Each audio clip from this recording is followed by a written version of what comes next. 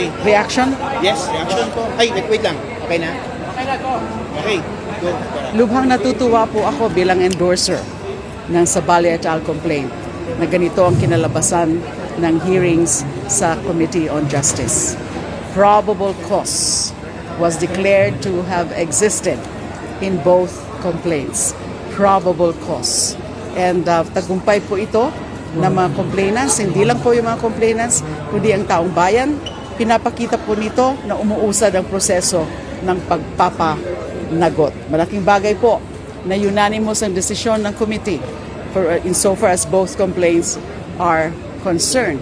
At ito nga ho, siguro naman makakabigay tayo ng mensahe kay VP Sara Duterte na hindi po siyempre nagugustuhan o nagustuhan ng komite na hindi siya nag-a-appear dito. Binigyan siya ng lahat na chances, opportunity para mag-appear sa mga hearings at para sagutin yung mga akusasyon against her. Ano po ginawa niya? No show. Inisnub niya po ang proceedings na ito. Hindi ho siya pwedeng magreklamo na hindi siya binigyan ng chance. Kasi lahat ho ng pwedeng chance na ibigay sa kanya ay naibigay sa kanya. Kaya nga ho hindi na inaprobahan yung mungkahi na wag na lang na kailangan ay bigyan pa, magkaroon pa ng another setting, one more setting para bigyan siya ng final chance. So nagpasya po ang komite na hindi na kailangan kasi sobra-sobra na yung pagbibigay sa kanya ng chance. So probable cause po, ito po ay one of the most crucial stages of the proceedings kasi hindi po ito uusad sa plenary kung wala yung ganitong desisyon na merong probable cause para umusad ang proseso ng impeachment, para ma-impeach siya sa House in plenary by at least 1/3 of the members of the House. Pag mangyari po yun, na i-approve na ang articles of impeachment ng at least 1/3 of the members of the House, ibig sabihin ay dadalhin na yung kaso, yung articles of impeachment sa Senado. At ibig sabihin, mai-impeach na siya.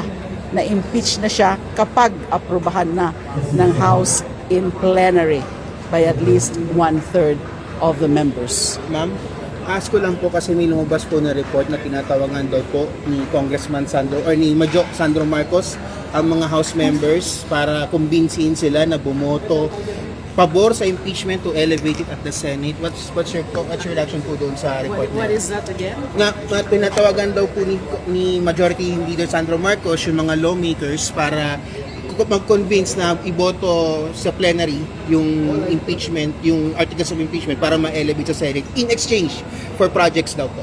Siyempre po, hindi ko po alam yan. Siyempre po, paano, I'm not in any position to confirm or deny that. Pero, yun na nga, ako ay membro ng komite. Di ba? I'm an ex-officio member of the committee. Wala naman pong tawag sa akin ang majority leader.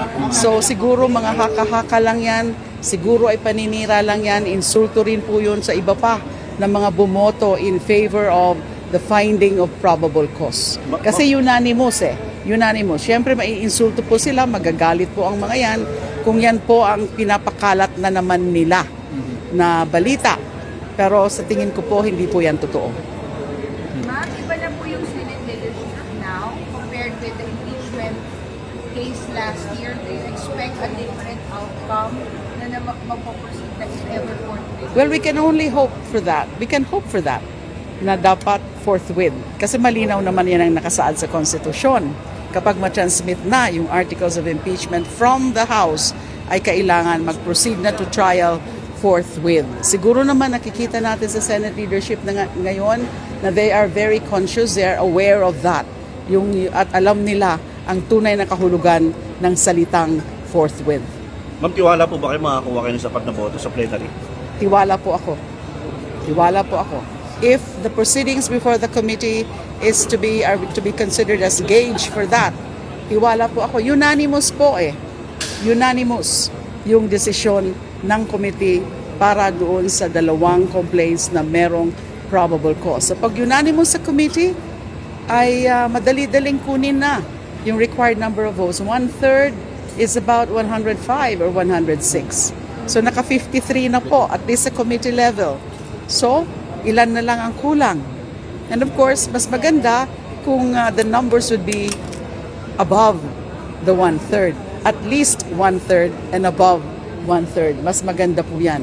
May pagkakataon ba na pwede rin pigilan ulit ng TRO sa Korte Suprema yung pag-akyat sa Senado? Sa ngayon po, walang TRO. And yun po ang inaasahan namin na hindi mag-i-issue ng TRO. Kasi ang Supreme Court, kailangan ho mag-exercise din ng judicial restraint. Siguro naman alam nila yung nangyayari dito sa committee na nakikita nila na nagtatrabaho ang committee, ginagampanan yung mandato ng committee as the sole, as the body which has the exclusive power to initiate cases of impeachment.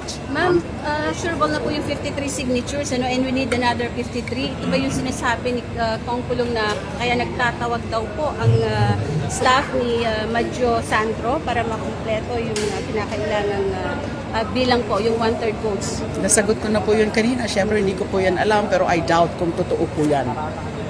I doubt kung totoo. Insulto po yan dun sa lahat ng mga bumoto in favor of the existence of probable cause kung ganyan na naman ang kanilang mga hinapakalat. Thank you. Okay. Ma'am, thank you.